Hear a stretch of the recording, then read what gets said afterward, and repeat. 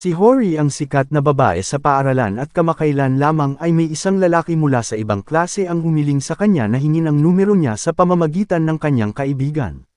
Ngunit naniniwala si Hori na kung hindi niya ito maaaring direktang tanungin, bakit niya ibibigay ang numero niya. Samantala, isa sa kanyang mga kaklase, si Ishikawa, ang nag-imbite sa kanya at sa lahat ng kanyang mga kaibigan sa isang konsyerto, ngunit magalang na tumanggi si Hori at humingi ng paumanhin. Nang maglaon, may nadulas mula sa kanyang bulsa at isang gloomy na lalaki na nagngangalang Miyamura ang kumuha nito para sa kanya. May chismis na isa siyang otako na nahuhumaling sa mga manga girls. Sinabi ni Ishikawa kay Hori na ang lalaking ito ay isang misteryoso at walang nakakaalam kung mayroon siyang mga kaibigan. Kalaunan, nang magmadaling umuwi si Hori, ang kanyang kaibigan ay biglang nagdesisyon at inakala na may kasintahan na siya. Ang ekspresyon sa mukha ni Ishikawa nang marinig ito ay napakahalaga. Ngunit ang maagang pag-uwi ni Hori ay hindi para sa isang romantikong dahilan. Ito ay dahil sa kanyang nakababatang kapatid na si Sota.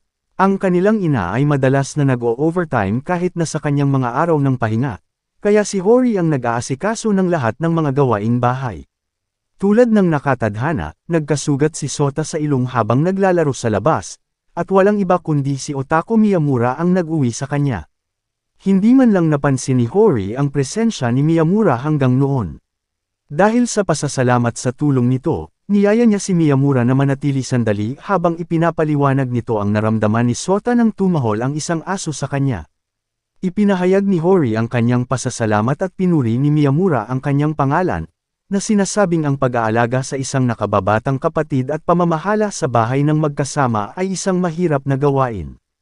Iniisip niya kung pareho ba sila ng paaralan. Akala ni Miyamura ay nagbibiro lang siya, ngunit talagang nagulat si Hori nang ibunyag nito na siya si Miyamura, ang kanyang kaklase. Parang nasira ang kanyang pananaw sa mundo. Paano sila naging iisang tao? Kinabukasan, inanyayahan muli ni Hori si Miyamura na makipaglaro sa kanyang nakababatang kapatid sa kanilang bahay. Inaasahan ni Miyamura na iiwasan siya ni Hori pagkatapos ng revelasyon, at nagulat na muli siyang kinakausap nito. Namula siya dahil hindi siya sanay na makipag-ugnayan sa mga babaeng nasa tuktok ni Hori, pinuri ang kanyang ngiti at binigyan pa siya ng ilang payo sa fashion para tumigil sa pagiging loner. Habang nakatira kasama si Miyamura, natuklasan ni Hori na mahilig pala siya sa manga, ngunit hindi siya isang otako at hindi lamang interesado sa mga babaeng mahilig sa manga. Ang kanyang pamilya ay nagpapatakbo ng isang cake shop at mayroon siyang 9 na piercing sa kanyang katawan. Sa kabila ng pagiging loner at nakasuot ng salamin, si Miyamura ay isang karaniwang estudyante, hindi tulad ng kung paano ang mga batang nakasuot ng salamin ay madalas na nakikitang kalmado at matalino. Isang araw, pareho silang nakarinig ng balita tungkol sa isang egg sale na magaganap bukas. Sa sandaling ito napagtanto ni Hori kung gaano kaganda ang mga mata ni Miyamura. Sa kasamaang palad, hindi siya makakadalo sa sale dahil mayroon siyang espesyal na pagpupulong sa student council pagkatapos ng klase, at natagpuan ni Miyamura ang kanyang sarili na nagmamadaling bumili ng mga itlog sa nakapapasong init. Ibinahagi ni Miyamura kay Hori na habang tumatakbo siya, muntik na niyang mabangga ang kanyang kaibigang si Yuki, na hindi siya nakilala. Hiniling ni Hori sa kanya na ilihim ang kabilang panig niya sa lahat dahil gusto niyang panatilihing kalmado ang kanyang sarili. Inamin niya ang kanyang pagiging makasarili at napagtanto ang kanyang sinabi, mabilis na bumalik sa kusina. Sa kabilang banda, pinahahalagahan ni Miyamura ang personalidad ni Hori sa labas ng paaralan. Humanga siya sa kanyang husay sa pagluluto at sa kanyang kakayahang mag-alaga ng bahay na parang isang responsableng matanda. Sa kahihiyan, hiniling ni Hori kay Miyamura na manahimik at pabiro siyang binigyan ng titulong Dummy King. Ipinaliwanag ng kanyang kapatid na tuwing sasabihin ni Hori ang salitang dummy, inuulit niya ito ng halos 100 beses na nakakatawa para kay Miyamura. Kinabukasan, ang klase sa palakasan ng paaralan ay may kasamang paglangoy at isang marathon. Parehong nag-aalala sina Hori at Miyamura tungkol sa pagkakita ng mga tato ni Miyamura kung sasali siya sa swimming event. Bukod pa rito, ang pagsusuot ng full jacket habang tumatakbo sa marathon sa init ng tag-araw ay tila hindi isang magagawang opsyon. Nagulat sina Yuki at Ishikawa nang makita sina Hori at Miyamura na nag-uusap. Biglang nagdesisyon si Ishikawa at tinanong kung nakikipag-date ba si Miyamura kay Hori, ngunit mabilis itong itinanggi ni Miyamura, at sinabing hindi sila magiging mabuting magkasintahan. Gayunpaman, si Miyamura mismo ay may pagdududa sa nararamdaman ni Ishikawa para sa kanya, at napansin niyang may gusto rin siya kay Hori. Iminungkahi ni Ishikawa na panatilihing tahimik ang kanilang nararamdaman at huwag itong ibalita sa buong paaralan. Dahil sa kuryosidad sa napiling kasuotan ni Miyamura, tinanong ni Ishikawa kung bakit lagi siyang nakasuot ng folk jacket, lalo na sa ganitong kainit ng panahon. Nakipagkasundo si Miyamura sa kanya. Ipapakita niya kay Ishikawa ang panig na tanging si Hori lamang ang nakakita, sa kondisyon na ililihim ito ni Ishikawa sa mga guro. Nagulat si Ishikawa nang masaksihan ang maraming tato ni Miyamura na nakatago sa ilalim ng kanyang jacket. Sa kabila ng pagiging gwapo ni Miyamura, hindi pa rin niya makalimutan ang kanyang kakaibang estilo ng buhok, at nagtataka siya kung paano naaakit si Hori sa isang taong may ganitong mukha. Ang tanong ay kung gusto bang ilihim ni Miyamura ang kanyang mga tato. Bakit siya nagpa-piercing at nagpatato ng ganito karami? At paano sila naging matalik na magkaibigan ni Hori sa isang iglap? Naguguluhan si Ishikawa habang ipinaliwanag ni Miyamura na kaibigan lang ang tingin ni Hori sa kanya at naisip niyang subukan ang kanyang swerte kasama ito, dahil wala naman siyang problema rito. Napagpasyahan nilang hindi pumasok sa sports class at magsama-sama. Nang makita sila ni Hori, natuwa siya na may kaibigan si Miyamura. Gayunpaman, nag-aalala si Miyamura na kung mag-date sina Ishikawa at Hori, magiging sanhi ito ng alitan sa pagitan nila. Sinamantala ni Ishikawa ang pagkakataong ibahagi kay Hori ang tunay na iniisip ni Miyamura tungkol sa kanya. Pagdating niya sa bahay, hinarap ni Hori si Miyamura, at hinikayat itong ipahayag ang lahat sa harap niya. Naniniwala si Miyamura na isa itong emo at maaaring masira ng kanyang presensya ang reputasyon ni Hori, ngunit tumanggi siyang hayaan siyang mag-assume.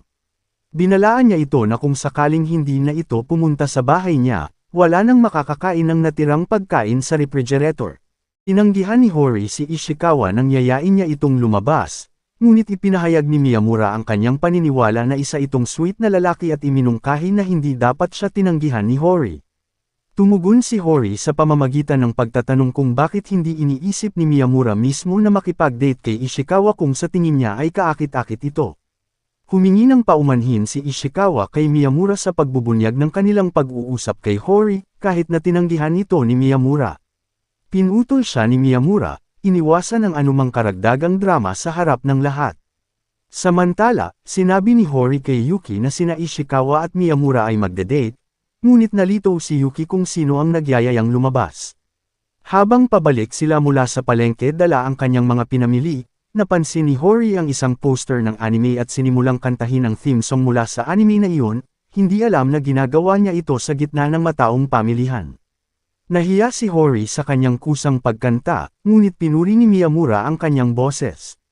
Ipinaliwanag niya na naalala niya ang kanta dahil kinailangan niyang manood ng anime kasama ang kanyang nakababatang kapatid. Nang magtanong si Miyamura tungkol sa paborito niyang kanta, napagtanto ni Hori na hindi niya alam ang mga sikat na kanta ngayon, bagamat natatandaan niya ang bawat linya ng kantang anime. Nasa bahay ang ina ni Hori ngayon at nang marinig na bumibisita si Miyamura para makipaglaro kay Sota araw-araw, naging mausisa siya tungkol dito at iminungkahing ipakilala sila minsan. Gayunpaman, napagtanto ni Hori na sa kabila ng matagal na panahon na magkasama, hindi niya alam ang unang pangalan ni Miyamura. Bukod pa rito, dinala ng guro ang attendance register, kaya hindi niya ito direktang masuri. Sa halip, hinintay niya ang ibang mga batang lalaki na tawagin si Miyamura sa unang pangalan nito, habang binabantayan ang mga interaksyon sa silid-bihisan. Habang tinitingnan ng mga ranggo sa akademiko, naisip ni Hori na kung mas matalino lang sana si Miyamura, hindi sana magiging mahirap malaman ang pangalan nito.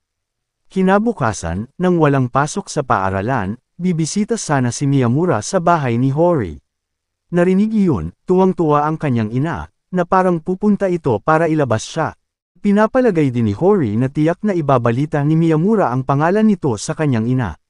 Dumating si Miyamura sa bahay ni Hori dala ang isang regalo para sa kanyang ina.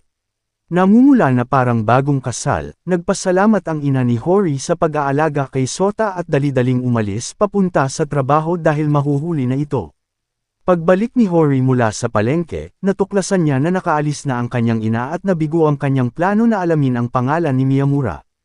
Inutusan siya ng kanyang ina na bumili ng mga gulay upang makipag-usap ng pribado kay Miyamura. Nainis si Hori nang malaman niya na tinatawag ng kanyang ina si Miyamura sa kanyang unang pangalan. Napansin ni Miyamura ang kakaibang kilos ni Hori nitong mga nakaraang araw, tulad ng pagmamasid niya sa mga batang lalaki na nagpapalit, ngunit hindi niya alam na ginagawa ito ni Hori para malaman ang pangalan nito. Nang malaman ni Miyamura ang tunay na dahilan sa likod ng mga kilos ni Hori, humagalpak siya ng tawa, habang hawak ang kanyang tiyan. Kahit si Sota ay itinuturing ang kanyang mga pagsisikap na mahina, na nagdulot ng espesyal na pagtrato mula kay Hori. Isinulat ni Miyamura ang buong pangalan niya sa isang piraso ng papel at ibinigay ito kay Hori, na maingat na iningatan ito upang matiyak na hindi niya ito makalimutan. Iminungkahi ni Miyamura na tawagin niya ito sa unang pangalan nito upang matulungan siyang makaalala. Gayunpaman, sa sandaling mabigkas niya ang Izumi, nakaramdam ng pagkailang si Hori at nauwi sa pagsuntok kay Miyamura. Kinwestiyon din niya kung alam nito ang unang pangalan niya at sa kanyang kahihiyan, tama ang pagkakatawag ni Miyamura sa kanya. Pakiramdam ni Hori ay siya ang pinakamalaking tanga sa silid. Bilang miyembro ng konseho ng mga estudyante, mabigat ang dinadala ni Hori, madalas na kailangang pagtakpan ang mga bago at walang karanasang miyembro. Naniniwala si Yuki na sinasamantala siya ng konseho ng mga estudyante, ngunit hindi alintana ni Hori ang pagtulong sa iba. Tutulong din sana si Ishikawa kung hindi lang siya medyo tanga. Naniniwala si Miyamura na tumutulong lamang si Hori dahil may gusto siya kay Pangulong Sengoku.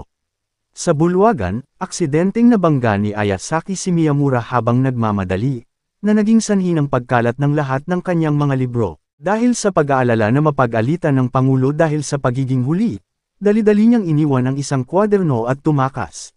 Sa isang pagpupulong, nabunyag na nawawala ang libro ng budget.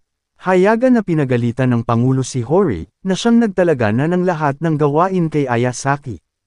Inaangkin ni Ayasaki na wala siyang alam tungkol sa nawawalang libro, na nagtulak sa Pangulo na humingi ng tawad kay Hori sa harap ng lahat para sa kanyang umano'y pagkakamali. Sa sandaling iyon, pumasok si Miyamura, itinabi ang kanyang salamin at bag, at hinarap ang sitwasyon.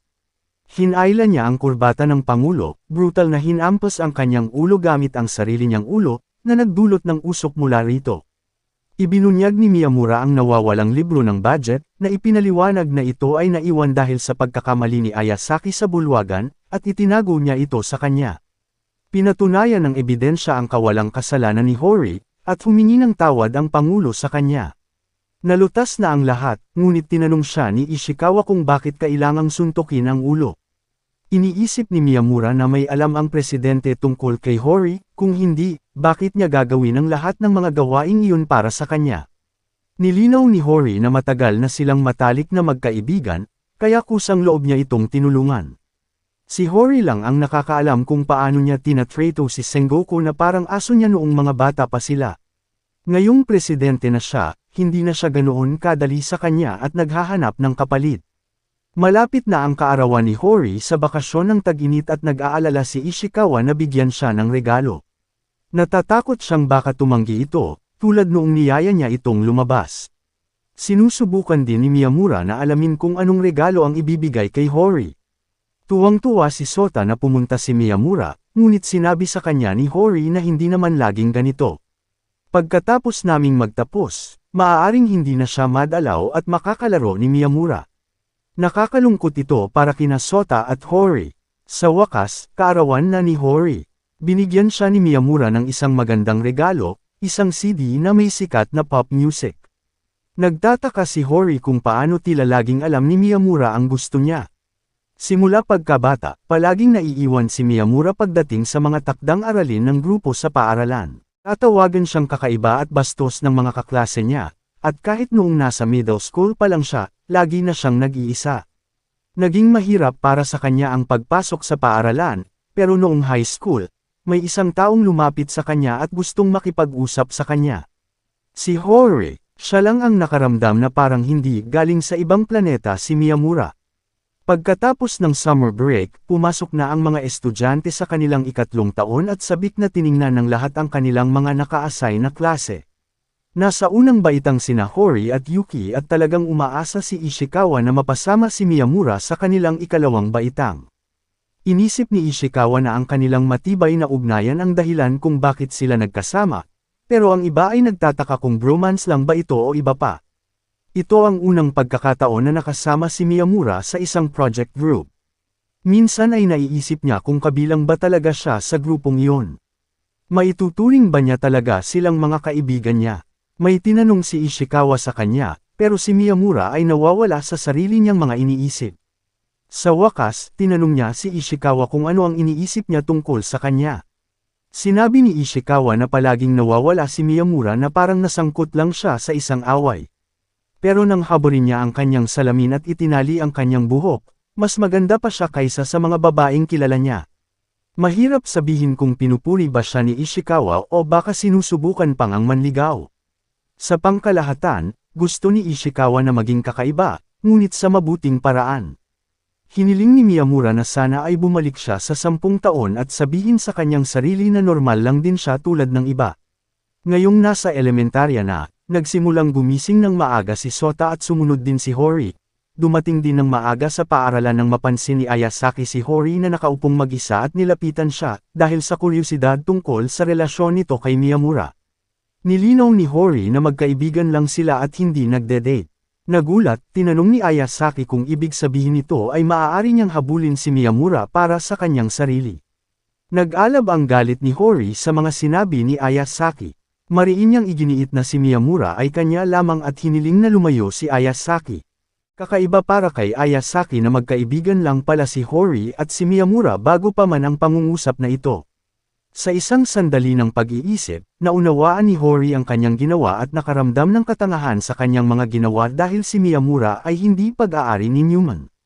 Sa mga panahong ito, umuwi lamang si Sota para magpalit ng kanyang damit panglaro at gugulin ang buong araw sa paglalaro ng football.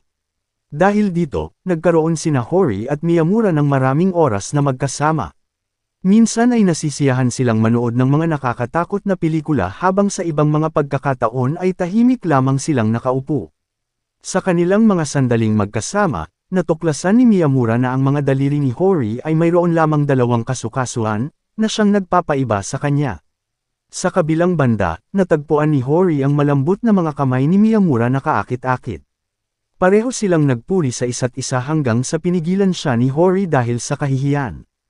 Ipinaliwanag ni Ayasaki sa kanyang kaibigan na ang kanyang pagtatanong tungkol kay Miyamura ay isang biro lamang, kahit na hindi, ngunit hindi inaasahang sinigawan siya ni Hori sa paraang tila hindi makatwiran. Lingid sa kanilang kaalaman, narinig ni Ishikawa ang kanilang pag-uusap.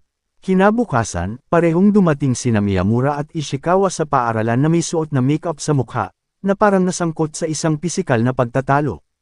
Nagtanong ang lahat tungkol sa mga marka sa kanilang mga mukha at nagtataka kung sino ang maaaring may kagagawan nito.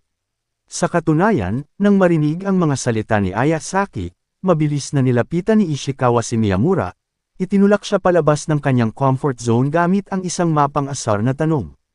Tinanong niya si Miyamura kung paano siya tutugon kung direktang magpo-propose sa kanya si Hori. Gayunpaman, nanatili si Miyamura sa kanyang paniniwala na kaibigan lamang ang tingin sa kanya ni Hori. Dahil sa pagkadismaya sa paulit-ulit na tugon, sumiklab ang galit ni Ishikawa, dahilan para malakas siyang hampasin sa bangko. Sa isang nakakagulat na pangyayari, gumana ang reflexes ni Miyamura, at gumanti siya ng isang malakas na sampal.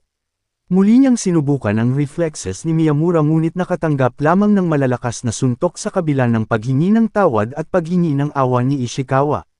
Parehong itinuturing ni Miyamura at Ishikawa ang kanilang mga sarili bilang sanhi ng away, habang itinuturing naman sila ni Hori at Yuki na mga weirdo, at nagtatanong kung bakit nila naramdaman ang pangangailangang makipag-away ng pisikal. Naglalakad si Ishikawa patungo sa gusali ng paaralan nang biglang may mga papel na lumipad mula sa isang bukas na bintana at nagkalat sa ibaba. Si Kono na nakatayo malapit sa bintana ay humihingi ng paumanhin para sa insidente. Siya ay isang miyembro ng konseho ng mag-aaral at aksidenteng nalaglag ang mga papel dahil sa bukas na bintana. Pinupuri sila ni Ishikawa, na binanggit na kahit walang nakatingin, nagpupersige pa rin siya. Ayaw ni Hori ng isang partikular na lasa ng ice cream, kaya ibinigay niya ito kay Miyamura, na pagkatapos ay ipinasa naman ito kay Ishikawa, at binanggit na hindi rin niya ito gusto. Napagpasyahan nilang umalis at ialok ito kay Sengoku, ang pangulo ng konseho ng mag-aaral, na ginawa itong isang mapaglarong kilos. Noong una, nagduda si Sengoku, ngunit kalaunan ay tinanggap niya ang kanilang alok na ice cream. Sinabihan niya silang dumaan minsan sa silid ng konseho na may aircon para makahinga mula sa init ng taginit, ngunit isinama rin nila sina Hori at Yuki kahit na sina Ishikawa at Miyamura lang ang inimbitahan niya. Kinailangan ni Hori at Miyamura na pumunta sa kantina para bumili ng malamig na inumin, habang sinamantala ni Ayasaki ang pagkakataon para tanungin si Ishikawa kung nagde-date sina Hori at Miyamura. Dito nila natuklasan na may gusto rin si Ishikawa kay Hori. Dahil matagal bumalik sina Hori at Miyamura, pabirong iminungkahi ni Kuno na baka may iba silang ginagawa at namali ni Ishikawa ang pagkakaintindi sa sinabi. Kalaunan, nang uminom si Ishikawa ng soda, biglang sumabog ang lata.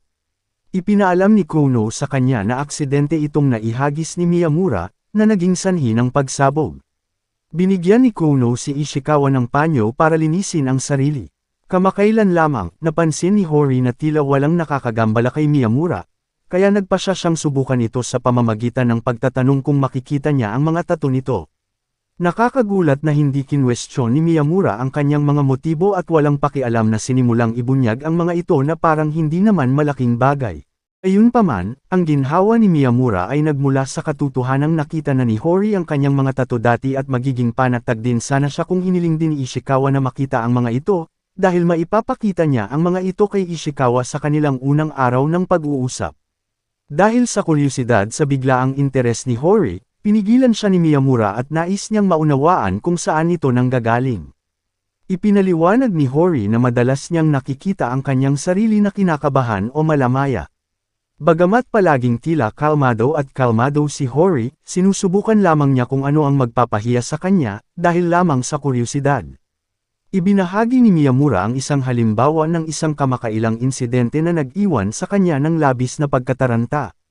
Nakilala niya ang isang dating kaibigan sa middle school na nalaman na kasintahan niya si Hori at hindi pa rin sila magkakilala sa unang pangalan. Dahil sa pagkagulat, nadala si Miyamura sa sandaling iyon. Gayunpaman, ipinangako niya kay Hori na sa susunod na pagkikita nila, lilinuin niya ang hindi pagkakaunawaan at ipapaalam sa kanyang kaibigan na hindi talaga sila nagde-date. Ngunit tiniyak sa kanya ni Hori na wala siyang anumang problema dito. Nagpadala si Shindo kay Miyamura ng litrato niya kasama ang kanyang kasintahan, at iniimbitahan niya ito para sa isang double date minsan. Dahil sa sobrang hiya, mabilis na binura ni Miyamura ang litrato at tinawagan si Shindo para lang sabihin, mamatay ka na.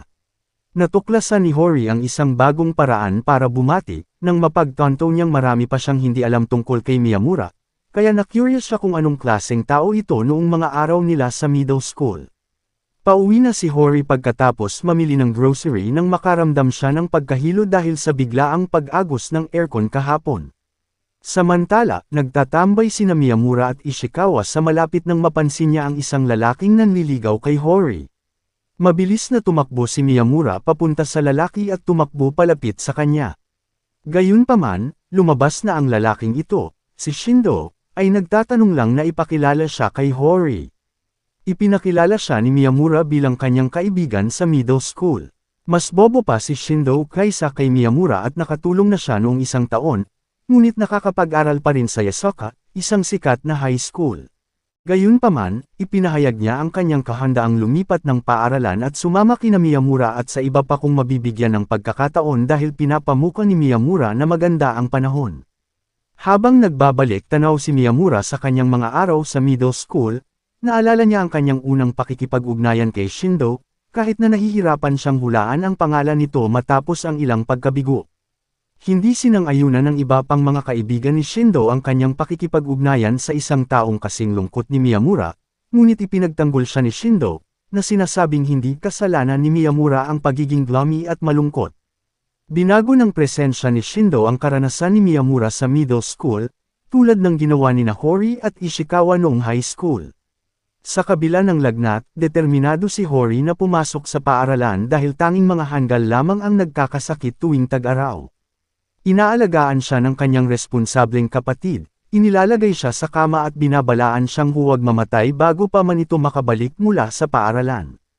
Napagtanto ni Hori kung gaano kabilas lumaki ang kanyang kapatid.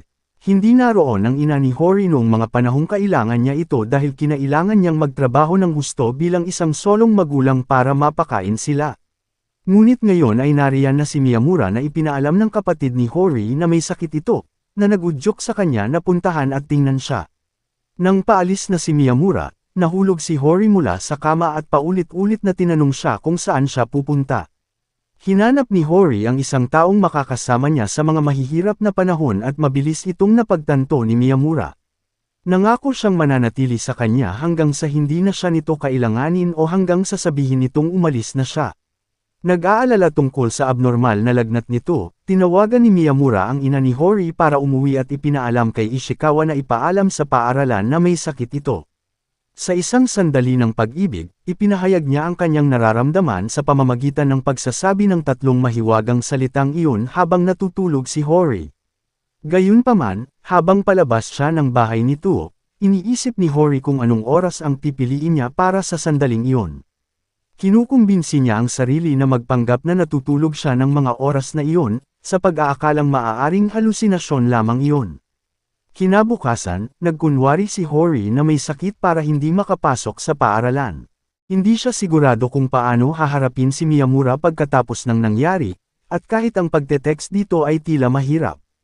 Hindi niya maintindihan kung bakit ganito ang nararamdaman niya. Samantala, si Sota ay papunta na sa paaralan nang mapansin niya si Miyamura na naglalakad kasama ang ibang babae. Dali-dali niyang ipinaalam ito sa kanyang kapatid. Ang babae ay nakasuot ng ibang uniforme sa paaralan, na nangangahulugang galing ito sa ibang paaralan at napaisip si Hori kung niloloko ba siya ni Miyamura. Sa kanyang pagkabigla, nalaglag ni Hori ang kanyang ice cream sa sahig nang malaman niyang pumulupot ang babae sa braso ni Miyamura. Naisip niyang i-text si Miyamura, ngunit nagpasya siyang huwag itong gawin. Pagdating ni Hori sa paaralan, nakasalubong niya si Ishikawa, na masiglang bumati sa kanya. Hindi pinansin ni Hori si Miyamura at umupo sa kanyang upuan, iniiwasan ang anumang pakikipag-ugnayan dito. Di nagtagal ay nalaman ni Miyamura na si Hori ay nasa klase sa buong unang period, sadyang umupo sa isang sulok na upuan para manatili ang kanyang distansya. Naglalaro sina Hori at Miyamura ng tagwan, at nang sabihin ni Miyamura na natagpuan niya si Hori, napasigaw siya sa gulat. Pauwi na sana si Hori nang tanungin ni Miyamura kung gising pa ba ito kanina. Sinabi ni Miyamura na sinasadya niyang sabihin ang mga salitang iyon dahil alam niyang nakikinig ito. Nagtataka si Hori nang tanungin niya ang tungkol sa babaeng kasama niya noong isang araw. Ipinaliwanag ni Miyamura na ang babaeng si Chika ay kasintahan ng kaibigan niyang si Shindo. Tinutulungan niya silang dalawa bilang suporta nang bigla silang matamba at nabali ang bukong-bukong ni Chika. Gayunpaman, nang marinig ang pangalan ni Chika ng 12 beses mula kay Miyamura, nagalit si Hori at binato siya ng libro ng 2 beses. Hindi niya alam ang apelyido ni Chika. Kawawang Miyamura ang hindi maintindihan kung bakit nagalit si Hori dahil sa simpleng pangalan lang. Pagka-uwi, napagtanto ni Hori ang kanyang ginawa. Nang dumating si Miyamura, naisip niyang gumawa ng dahilan para magpanggap na wala siya sa bahay, ngunit nasa loob na si Miyamura, kaya kinailangan niya itong hayaang manatili. Iniabot niya sa kanya ang parehong libro, sinabing kakailanganin niya ito para sa takdang aralin. Kasabay nito, humingi sila ng tawad, si Hori sa paghagis ng mga libro, at si Miyamura sa paulit-ulit na pagbanggit sa pangalan ni Chika. Ipinaliwanag ni Hori na hindi niya sana maintindihan ang pagkakaintindi kung sinabi lang ni Miyamura na hindi niya alam ang apelyido ni Chika. Bagamat hindi siya nakinig noong sandaling iyon, madalas na nakinig si Hori kahit na may sakit ito. Narinig niya ang lahat, at hindi nagulat si Miyamura dahil alam na niya iyon. Sakto lang, pumasok ang isang mukhang magaspang na lalaki at nagtanong tungkol kay Miyamura at kung ano ang ginagawa nito roon. Lumalabas na ang tatay ni Hori, na humahanga rin sa mahahabang pilikmata ni Miyamura, tulad ng ginagawa ng kanyang anak na babae.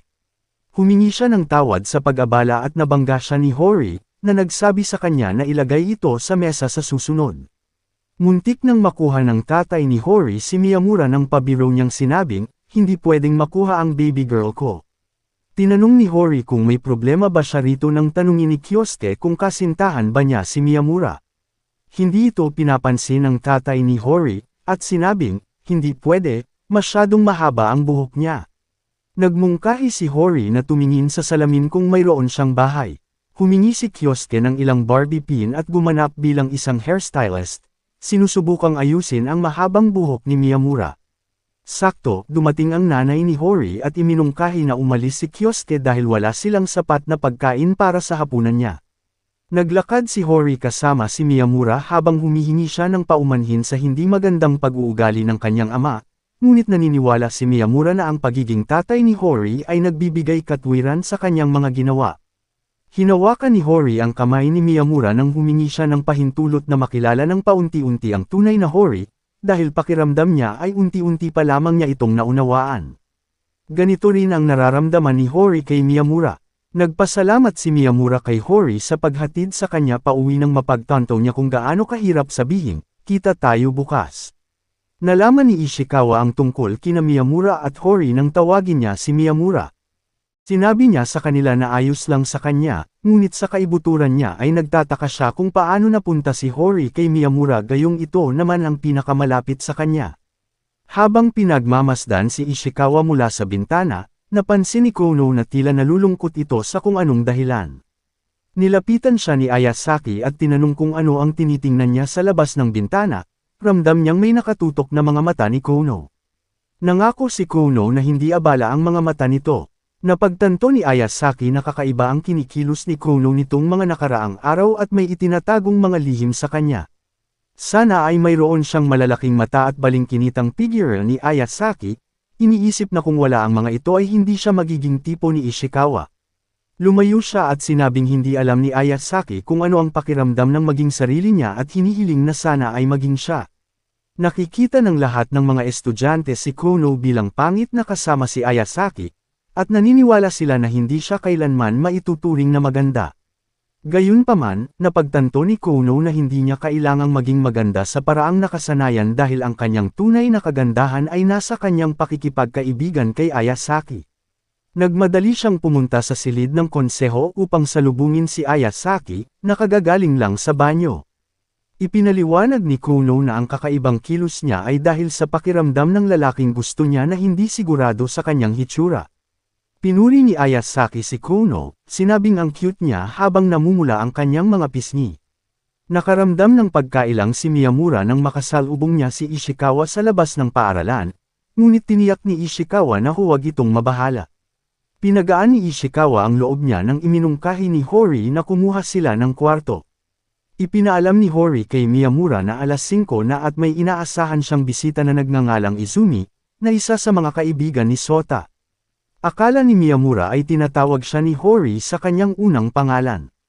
Mas lalo itong ikinabahala ni Hori kaysa kay Miyamura, at sinimulan niya itong tawaging Dummy Izumi. Nagustuhan ni Miyamura ang tunog nito ngunit iminungkahi niya na maaari niyang subukang alisin ang dummy part sa susunod. Si Sota, na nasa labas pa rin sa mga lansangan, ay narinig si Hori na sumisigaw ng dummy, at napagtanto niyang kailangan ng tulong ng kanyang pamilya. Inisip ni Sota kung gaano katagal mananatili ang kanyang ama at pabirong sinabi ni Kyosuke. Hulaan mo kung sino ang nagtatanong. Ang taong pinakamaiiyak kapag umalis siya. Nagulat si Kyosuke at nagtaka kung bakit hindi siya tinatanggap sa bahay, nang tanungin din ng nanay ni Hori kung gaano katagal siya mananatili dahil sa kanyang abalang trabaho. Isinama muli ni Hori si Miyamura at nakilala lamang ng isang tuwang-tuwa na si Kyosuke ang kanyang matalik na kaibigan pagkatapos niyang suriin ang kanyang mga piercing. Pinagpapawisan ng husto si Miyamura sa kanyang makapal na jacket, kaya iminungkahi ni Kyosuke na maligo silang magkasama, na nagpakita ng cool na panig ni Miyamura. Iniisip ni Kyosuke kung ang kanyang mga tattoo ay disposable o hindi.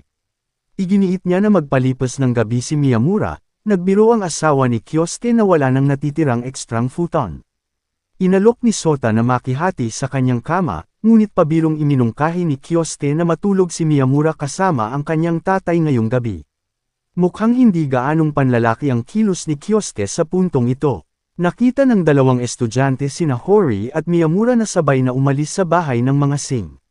Di nagtagal, nalaman sila ng buong paaralan at nagtaka kung paano napunta si Hori, isang matalino at magandang babae, sa isang lalaking mukhang medyo emo. May isang lalaki pang ang direktang nagtanong sa kanya, hindi alam na narinig pala ni Miyamura ang kanilang masasakit na komento. Para matapos na ang panunukso, binago ni Miyamura ang sarili at pumasok sa silid-aralan na parang bagong silang na isang gwapong lalaki. Ngayon, mas marami na siyang natatanggap na atensyon kaysa sa natanggap niya sa buong buhay niya, pero tila hindi masyadong natuwa si Hori tungkol dito. At ang Academy Award for the Best Reaction ay napupunta sa lalaking ito. Nababaliw na ang mga babae sa kanya, kahit si Kyosuke ay hindi nakilala ang kanyang matalik na kaibigan sa pangalawang pagkakataon. Naluluha si Shindo dahil tila iniwan na siya ng tuluyan ng kanyang matamis, minamahal, at mahabang buhok na kaibigan. Binigyan siya ni Miyamura ng candy na may lasang pinakaayaw niya, pero hindi makatanggi si Shindo dahil bihirang gawin iyon ni Miyamura, kaya kinuha niya ito at planong iyakan ito mamaya. Walang mahanap na masarap na candy si Hori, kaya nagpa siya si Miyamura na bigyan siya ng sarili niyang lasa. Habang nakaupo kasama si Ishikawa at umiinom, napansin ni Miyamura ang isang batang babae mula sa gusali ng paaralan na nakatitig sa kanya. Di nagtagal, sinimulan niya itong sundan at tinanong kung kailan ito makikipaghiwalay kay Hori, sinisigawan na gawin ito agad. Sinabi ni Miyamura kay Hori ang tungkol sa babae, ngunit dumating ang plot twist ng siglo. Ang babae ay talagang umiibig kay Hori, hindi kay Miyamura. Tinanong niya ito kung ano ang nakita niyang kaakit-akit sa lalaking iyon at sinabihan siyang hiwalayan ito para sa kanya. Sa wakas ay niligawan siya ni Miyamura nang maghain ito ng pormal na kahilingan para sa kasintahan kay Hori na nagmumungkahi na dapat silang umalis agad mula rito. Pagkatapos ng klase, tila muling sinusundan siya ni Sawada. Laking gulat nila, natuklasan nilang pareho silang nakatira sa iisang gusali. Mabuti na lang at nakalimutan ni Sawada ang mga susi ng kanyang apartment, kaya napunta siya sa isang cake sa bahay ni Miyamura. Nanood sila ng pelikula kung saan ang isang babae ay nakikipagbuno sa kanyang ama at nagpasya si Kyosuke na mas mabuting umalis kaysa masaksihan ang replay ng nangyari sa totoong buhay. Gayunpaman, nagawa pa rin ni Hori na isadula ang ilang mga galaw mula sa pelikula kay Kyosuke, nang maging third wheel siya sa pagitan nila. Matapos mag-date sina Hori at Miyamura, si Ishikawa ang naging sentro ng atensyon ni Yuki.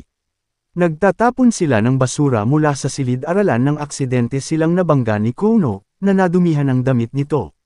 Mabilis na kumuha si Ishikawa ng extrang jacket para sa kanya. Samantala, tinanong ni Kono si Yuki kung sila ba ni Ishikawa ay nagde-date, ngunit itinanggi ito ni Yuki nang nakangiti. Pagkatapos ay nagtanong si Kono ng isang normal na tanong tungkol sa kung ano ang pinakagusto niya kay Ayasaki, ngunit natuklasan ni Sengoku na higit pa ito sa isang normal na tanong. Ipinahayag ni Sengoku na ang pinakagusto niya kay Ayasaki ay ang pag-asa nito sa kanya. Gayunpaman, medyo naiiba ang interpretasyon ni Kono, iniisip na gusto niya ang pagkakaroon ng isang mahinang babae sa kanyang tabi dahil pinaparamdam nito sa kanya na mas malakas kung ikukumpara. Nilinaw ni Sengoku na mayroon lamang siyang matinding pagnanais na protektahan ito kahit na hindi siya masyadong malakas. Gusto niyang maging pinakamalakas na bersyon ng kanyang sarili para sa kapakanan nito sa kabila ng kanyang sariling mga limitasyon. Itinulak niya ito tulad ng pagtulak sa kanya ni Ayasaki at sa kabalintunaan, sa huli ay pinuprotektahan siya nito. Katulad ito ng kung paano niya inaalagaan si Kono, dahil may paraan din si Ayasaki para bigyan siya ng lakas ng loob. Ang pagkaunawang ito ang nagudyok kay Kono na magsikap pa ng kaunti, kaya gumawa siya ng hakbang at ibinigay kay Ishikawa ang kanyang jacket kasama ang mga gawang kamay na cookies bilang pasasalamat. Gustong-gusto ni Ishikawa ang mga cookies at hiniling niya rito na gumawa pa ng iba, na nagdulot ng ngiti sa kanyang mukha. Si Yuki ay ang tipo ng babaeng itinatago ang kanyang emosyon kahit na labis siyang nasasaktan sa loob. Hindi niya kailanman inaamin ang tunay niyang gusto, na nagiging sanhi ng pagkawalan ng mga bagay na gusto o gusto niya sa kanya. Napansin ni Hori na hindi gaanong magkasama sina Ishikawa at Yuki matapos maghatid si Kono ng mga cupcake araw-araw sa kanya. Kaya nagpa siya si Yuki na maghurno rin ng ilang cake na inabot ng 7 araw. Gayunpaman, hindi man lang mahulaan ng kanyang mga kaibigan kung cake ba ang mga ito o iba pa. Nag-alangan siyang ipaalam kay Ishikawa ang tungkol sa kanyang bagong libangan, ngunit sinubukan pa rin nito ang mga cake at pinuri ang kanyang mga pagsisikap, kahit na medyo pangit ang lasa ng mga ito. Gayunpaman, lahat sila ay sabik na sabik para sa susunod na round ng mga matatamis. Samantala, kinailangang lumiban si Miyamura ng 5 araw dahil binisita niya ang kanyang pamilya para sa isang serbisyong pang-alaala. Nag-update siya ng kanyang status sa Instagram bago namatay ang kanyang telepono dahil sa pagkaubos ng baterya. Sa kasamaang palad, nakalimutan niyang dalhin ang kanyang charger at walang sinuman ang may compatible na charger. Dahil abala ang lahat sa paglilinis, hindi rin sila nakapunta sa convenience store. Isang binilang ni Hori ang mga natitirang araw sa kanyang mga daliri, nag-aalala para kay Miyamura. Walang mga update mula sa kanya simula nang mag-update siya ng status 3 araw na ang nakalipas. Patuloy niyang tiningnan ang kanyang telepono, ngunit wala siyang nakitang balita. Sa wakas, dumating ang araw ng pagbabalik ni Miyamura, ngunit gumagabi na at wala pa ring balita si Hori mula sa kanya. Dahil hindi na makapaghintay pa, nagmadali siyang pumunta sa bahay ni Miyamura. Nakauwi si Miyamura at sa wakas ay na-charge na ang kanyang telepono. Matapos basahin ang mga mensahe ni Hori, tumakbo rin siya palabas ng bahay. Sa wakas, nagkita silang dalawa at niyakap niya ito ng mahigpit, tinawag itong dummy. At sa sandaling iyon, napagtanto niya kung gaano katagal ang 5 araw. Sa silid ng konseho ng mga estudyante, nakatanggap si Hori ng payo mula sa mga batang babae na magpakyut ng kaunti para mas mapalapit kay Miyamura, kung hindi ay baka makipaghiwalay siya rito. Kaya gumawa ng plano si Hori na manood ng nakakatakot na pelikula kasama si Miyamura at magkunwaring takot, umaasang maaaliw siya nito. Gayunpaman, hindi nangyari ang lahat ayon sa plano. Sinubukan ulit ni Hori at sinubukang hawakan ang kamay ni Miyamura sa isang nakakatakot na eksena, ngunit siya mismo ay nataranta at natakot. Naramdaman ni Hori na hindi sapat ang cute nito kung hindi man lang siya kayang umakto ng nakakatakot ng nakakakumbinsi. Nang malaman ito ni Miyamura, napagtanto niya na si Hori ay isang malaking tanga sa pagkakataong ito. Hindi siya nahulog sa isang cute na babae. Nahulog ang loob niya sa kung sino talaga si Hori. Nahulog din ang loob niya kay Hori mismo. Gayun din, inamin ni Hori na nahulog ang loob niya kay Miyamura dahil sa mahahabang pilikmata nito at kung gaano siya kadaling matakot. Nahulog ang loob niya kay Izumi. Nagpakita si Sota ng isang drawing niya at sa kanyang kapatid na babae na nagsasaya kasama si Miyamura, ngunit ipinahayag niya ang kanyang mga alalahanin tungkol sa pagkuha ni Miyamura sa kanyang kapatid. Tiniyak sa kanya ni Miyamura na hindi niya kailanman kukunin ang kanyang kapatid na babae mula sa kanya, at na ito ay magpakailanman ay magiging ate ni Sota. Nangako si Miyamura na magiging kuya rin ni Sota. Ang batang lalaking minahal ni Ayasaki ay medyo mahina. Kahit na kinakailangan ito ng sitwasyon, hindi niya nasisiyahan na sigawan ang mga tao. Natatawa siya tungkol sa kanyang kakulangan sa kakayahang pang-atleta ngunit lihim na hinahangad na sana ay mas maayos na siya. Parehong lalaki at babae ay hindi maiwasang humanga sa kanya at ang kanilang paghanga ay nagdudulot sa kanya ng kaligayahan. Gayunpaman, minsan din ay nakakaramdam siya ng pagkabalisa. Sa kabila ng kanyang mga problema, mahal niya ang bawat aspeto niya. Kahit na hindi siya komportable, hinarap niya ang kanyang mga kinatatakutan para sa kanyang kapakanan. Noong una silang nagkita, nagustuhan niya kung paano siya naiiba sa ibang mga lalaki. Hindi niya hinuhusgahan ang mga babae batay sa kanilang hitsura at tinatrato ang lahat ng may pantay na kahalagahan. Tulad noong nagdala siya ng manga para sa kanya, iminungkahi niya na iuwi rin ni Kono ang libro. Nang matapos itong basahin ni Ayasaki, nakakagaan din ng loob ni Kono. Matapos magbasa ng ilang manga, tinanong ni Ayasaki kung maaari niyang bisitahin ang aklatan ng mga libro nito, at natuklasan niya na ang koleksyon nito ay pumupuno sa isang buong dingding. Natuklasan niya ang isa sa mga pinakalumang libro na pinamagatang A Day Before the World Ends at nagpasya siyang iuwi ito kasama ng ilan pang iba. Kinabukasan, ibinalik ni Ayasaki ang mga libro kay Sengoku.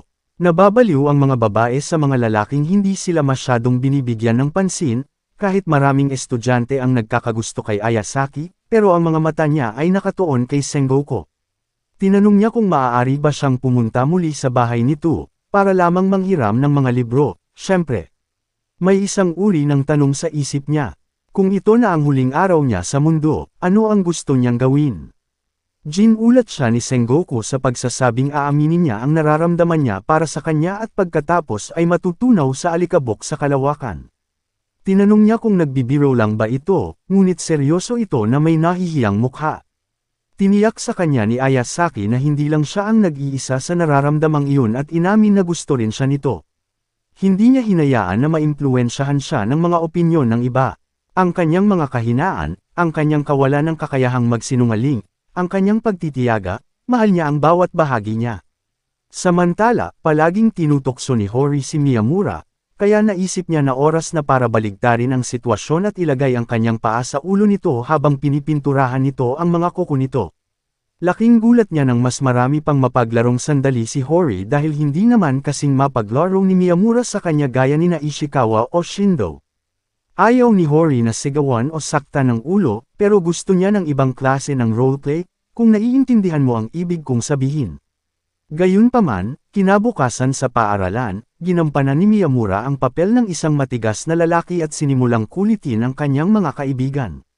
Nalito si Sengoku at humingi ng paliwanag tungkol sa bagong persona na ito, ngunit wala ring kaalam-alam si Ishikawa. Dahil hindi na niya kayang ipagpatuloy ang pag-arte ng matagal, sa wakas ay isiniwalat ni Miyamura na lahat ay nasa utos ni Reina Hori na umakto na matigas. Ipinapalagay ni Hori na ang dominanteng panig ni Miyamura ay sa panaginip lamang niya iiral, ngunit gusto niya itong subukan muli. Pagkalipas ng ilang panahon, ipinapalagay niya na malamang nakalimutan na ni Hori ang role-playing game at gumawa ng isang bagay na pilyo para mapasaya siya. Nasiyahan si Hori dito, ngunit sa proseso, nagulat siya sa dalawang babae. Niyaya si Yuki ng isang lalaki na makipag-date at hindi niya malaman kung paano niya ito tatanggihan. Mukhang seryoso ito sa lahat ng sinasabi niya, kaya ayaw sumagot ni Yuki ng simpleng paghingi ng tawad. Mabilis na pumigitan si Miyamura at tinawag si Ishikawa para maging pekeng kasintahan ni Yuki, natutulungan siyang tanggihan ang lalaki. Ginampanan ni Ishikawa ang papel ng pekeng kasintahan, habang ginampanan naman ni Hori ang kanyang papel bilang matalik na kaibigan ni Yuki, na naghihikayat sa kanya mula sa bintana. Iminungkahi ni Yuki na tumayo na lang doon si Ishikawa, at siya na ang bahala sa pagsasalita. Pagkatapos ay dumating ang malas na lalaki. Siya si Yanagi mula sa baitang anim at maging si Miyamura ay namutla kumpara sa naglalakad na modelong ito. Ipinapalagay ni Yanagi na si Yuki ay kasal na, nang makita si Ishikawa na nakatayo sa kanyang tabi. Gayunpaman, kahit si Ishikawa ay gustong pumayag sa kanya kung sakaling yayain niya itong lumabas. Kawawang Ishikawa. Masayang nagpatuloy si Yanagi sa kanyang paglalakad at nagulat si Hori kung bakit niya iniwasan ang isang gwapong lalaki. Ipinaliwanag pa ni Ayasaki ang tungkol kay Yanagi at kung gaano siya katawa-tawa, madalas nanontog ang kanyang ulo sa dingding kapag hindi niya suot ang kanyang salamin. Sa kabila ng kanyang mahinang paningin, siya ay kaibig-ibig pa rin. Pagkatapos ng klase, nagpa siya si Yuki na tanungin muli si Yanagi kung talagang balak niya itong ligawan o kung napagkamalan ba niya itong ibang tao. Nahulaan ni Yanagi na malamang ay kinausap niya ang isa sa mga kaklase niya na nagpakita ng malabong paningin niya. Gayunpaman, tiniyak niya rito na alam niya ang hitsura ni Yuki dahil matagal na niya itong binabantayan. Sa kasamaang palad, tila hindi niya nakilala ang mga kaibigan nito at nakalimutan pa ang mukha ni Ishikawa kahit kahapon lang niya ito nakilala. Ginawa ni Hori si Miyamura ng kakaibang gupit at ang mga babae sa paligid ay natuwa sa kanyang mga pigtail. Gayunpaman, tila hindi nasiyahan si Hori sa sandaling iyon. Hindi ko alam kung bakit, ngunit kahit na ito ay nagbigay sa kanya ng isang magaspang na tingin. Nag-aalab sa galit, sinubukan ni Hori na panatilihin ang kanyang kahinahunan at naglakad na parang walang nangyari, kinaladkad si Miyamura kasama niya at dala ang kanyang bag. Sa sandaling iyon, isa sa mga kaklase ni Miyamura sa middle school, si Tanihara, ang nakakita sa kanya. Si Tanihara ang parehong lalaki na dating nagsasabi kay Shindo na huwag makipagsama kay Miyamura at ngayon ay kinutya niya itong muli dahil sa kanyang nagbagong anyo. Ininsulto pa niya si Hori, tinawag itong bobo dahil sa pagdadala ng bag ni Miyamura. Nagsimula silang mag-usap tungkol sa kung paano si Miyamura ay dating huwaran ng isang emo loner. Tinanong ni Hori kung tapos na ba sila sa kanilang pagbibiruan para may maipakita siya sa kanila. Dahil hindi maganda ang mood niya, Ibinuhos ni Hori ang lahat ng kanyang galit sa kanila. Tutal, hindi naman nila tinatrato si Miyamura ng walang dahilan. Iniisip ni Shindo kung sino ang nag-makeup sa mukha ni Tanihara, para lang mapagtanto na si Miyamura pala ang nang-aasar kay Tanihara. Pinayuhan siya ni Shindo na itigil na ang pang-aasar kay Miyamura tulad ng ginawa niya noong bata pa sila dahil simula nang makilala ni Miyamura si Hori, naging napakalakas ng kanyang depensa. Iniisip ni Tanihara kung kasintahan ba ni Miyamura si Hori o tinawag mula sa isang RPG. Hindi niya maalis sa isip niya si Miyamura. Mapalad si Miyamura na may isang taong nagagalit para sa kanya. Muli, sinimulan ni Hori ang kanyang nakakainis na roleplay at nagmakaawa kay Miyamura na bigyan siya ng isang maliit na sampal sa mukha, syempre. Parang walang pakialam si Miyamura kay Hori, kaya kinailangang makialam si Supreme Shindo. Inalok niya ang kanyang serbisyo kay Hori, ngunit wala itong saysay kung hindi si Miyamura. Nang mamuno si Miyamura, sinabihan niya si Shindo na umatras habang hinawakan niya ang kamay ni Hori at ginalaw siya ng magaspang, eksakto tulad ng gusto niya.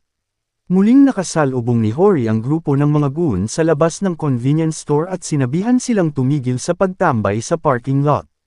Isa sa kanila, na hindi pamilyar kay Hori, ay sinabihan siyang pumunta sa impyerno at iginiit na maaari nilang gawin ang anumang gusto nila. Si Tanihara at ang kanyang mga kaibigan ay kumampi kay Hori at binalaan ang kanilang hanggal na kasama na huwag siyang igalang. Ipinaliwanag nila na nililinis lamang nila ang lugar at ayaw nilang mabali ang kanilang mga ulo tulad ng dati. Kung nagpatuloy lang siya sa pagsasalita, tiyak na nabasag na lahat ng bungunang kakilakilabot na babaeng ito. Ngunit hindi doon nagtatapos. Di nagtagal ay nalaman nila na ang lalaking nakikipag-date sa kanya ay isang halimaw din tulad niya at nasisiyahan si Hori sa bawat sandali nito. Namangha ang lahat sa pagbabago ni Miyamura at kung paano niya nakukuha ang mga babaeng kakaiba. Hindi pinapansin ni Miss Ouchi si Ishikawa na parang gago tuwing nakikipag-usap siya kay Miyamura dahil tila may maliit na gusto siya kay Hori. Napagtanto ni Miyamura na nakalimutan niya ang kanyang telepono sa science lab at natagpuan niya si Miss Ouchi doon, parang pag-zoom in sa larawan ni Hori sa kanyang telepono. Sinubukan ni Miss Ouchi na tulungan si Miyamura na mahanap ang kanyang telepono sa pamamagitan ng pag-dial sa kanyang numero, para lamang mapagtanto na nasa bulsa niya ito. Nagalit si Miss Ouchi at nagtanong kung bakit pinili ni Hori ang isang taong kasing tanga ni Miyamura. Sumali si Hori sa pangungutya kay Miyamura, nagbiro na malamang ay masisiraan siya ng ulo kung hindi ito nakakabit.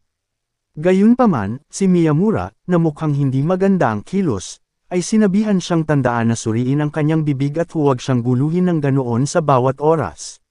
Nakaramdam agad si Hori ng kasiyahan at sandaling napagtanto ni Miss Ouchi kung gaano kakumpiyansa si Miyamura. Ang presensya ni Miyamura ay nagsimulang gumugulo kay Tanihara kahit sa kanyang mga panaginip.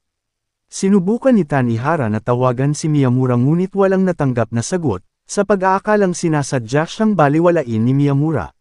Binisita pa niya ang panaderia ni Miyamura para tanungin kung natanggap niya ang tawag, ngunit ipinaliwanag ni Miyamura na nasira niya ang kanyang telepono noong isang araw. Napagtanto ni Tanihara na hindi naman sinasadyang baliwalain siya ni Miyamura. Hindi lang niya natanggap ang alinman sa mga tawag niya.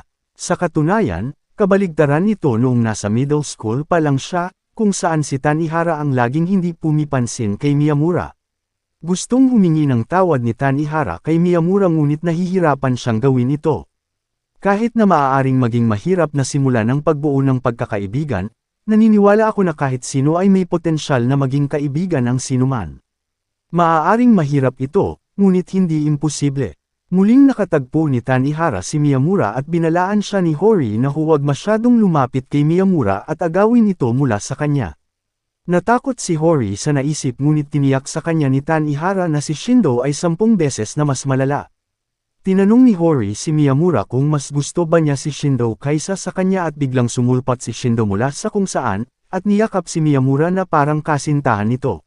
Nang maramdaman ang kabigatan ng sitwasyon, namagitan si Tanihara at ligtas na inalis si Shindo sa eksena. Napagtanto ni Hori na ang pangunahing inaalala niya ay hindi ang mga babae, kundi ang mga lalaking tila madaling makaagaw ng atensyon ni Miyamura. Pinapangako niya kay Miyamura na kung sakaling mahulog ang loob niya sa iba, dapat ay babae na lang. Gaya ng kanilang pangako, hiniling ni Miyamura sa kanyang mga kaibigang lalaki na lumayo sa kanya mula ngayon.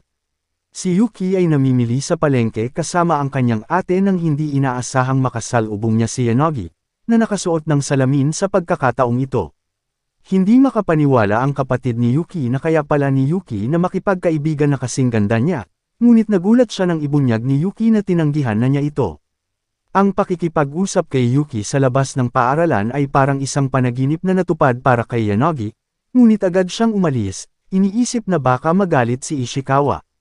Nakarinig si Kono ng mga chismis tungkol sa pagde-date nina Ishikawa at Yuki, ngunit ayaw siyang lokohin ni Yuki, kaya sinabi niya ang totoo tungkol sa kanilang pekeng planong pagde-date sa pinakamalapit na kaibigan ni Kono, si Ayasaki, na nagpapasalamat sa kanyang pag-aalala kay Kono. Lumiban si Yuki sa paaralan sa nakalipas na 2 araw, at hindi siya sumasagot kina Hori at Ishikawa. Sinubukan pa nga ni Hori na tawagan ang landline ni Yuki ngunit walang sumasagot. May tendensya si Yuki na huwag itanong ang talagang gusto niya at sa halip ay itago ito sa kanyang sarili, na humahantong sa panghabang buhay na pag-iyak. Ito ay isang bagay na ayaw gawin ng kanyang kapatid at napagtanto ni Yuki na dapat niyang simulan ang pagpapahayag ng kanyang mga pangangailangan ng mas lantaran. Nang malapit na siyang sumagot sa mensahe ni Ishikawa, nabasa niya ang mensahe nito na nagsasabing nilapitan siya ni Kono at inamin ang kanyang nararamdaman para dito. Tinanong ni Ishikawa si Yuki kung nabasa na ba niya ang mensahe nito at humiling na makausap siya ng pribado. Inamin ni Kono kay Ishikawa na may gusto siya rito batay sa mga chismis na narinig niya, sa pag-aakalang may karelasyon na ito. Gayunpaman, hindi niya inaasahan ang anumang tugon mula rito at nais lamang niyang ipahayag ang kanyang nararamdaman. Kahit wala ang pangako ni Ishikawa na makikipaglaro kay Yuki, hindi niya nakikita ang sarili niya bilang tamang tao para kay Kono at naniniwala siyang karapat-dapat ito sa isang taong masigit pa. Pinagnilayan ni Yuki kung paano pinaghirapan ni Kano ang paggawa ng cookies para kay Ishikawa araw-araw, nag-ipon ng lakas ng loob na kausapin ito, at pagkatapos ay nakahanap ng mas maraming lakas ng loob na umamin, alam niyang malamang natatanggihan siya. At ang tanging ginagawa ni Yuki ay ang tumakas. Samantala, si Kono, habang nakatingin sa bintana, ay nakita sina Ishikawa at Yuki na magkasama, at nanlumo ang kanyang puso. Sinubukan niyang umuwi, ngunit si Sengoku, na nakaramdam ng mali, ay iginiit na alamin ang nangyari. Si Kono, na sinusubukang maliitin ito, ay sinabi kay Sengoku na naduraj lang ang kanyang puso, at hindi ito malaking bagay. Lubos na naniniwala si Sengoku na ang sinumang tumanggi kay Kono ay hindi karapat-dapat sa kanya at iniisip na ang taong iyon ay dapat patalsikan sa paaralan. Napahagulgol si Kono, at ito ang unang pagkakataon na nakakita si Sengoku ng isang kaklase na humagulgol sa hindi mapigil ang pag-iyak. Nakikipagkaibigan si Yanagi at tiniyak kay Miyamura na hindi niya sila aalisin. Unti-unti, tinanggap siya ni Miyamura sa grupo at nagsimula silang mag-away na parang matalik na magkaibigan.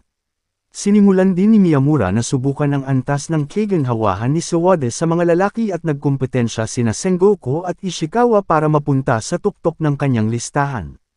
Gayunpaman, tila napunta si Iura sa pinakailalim ng listahan ng keigenhawahan ni Sawada. Sinubukan ni Miyamura na tiyakin sa kanya na si Iura ay isang mabait na tao at mapagkakatiwalaan niya ito.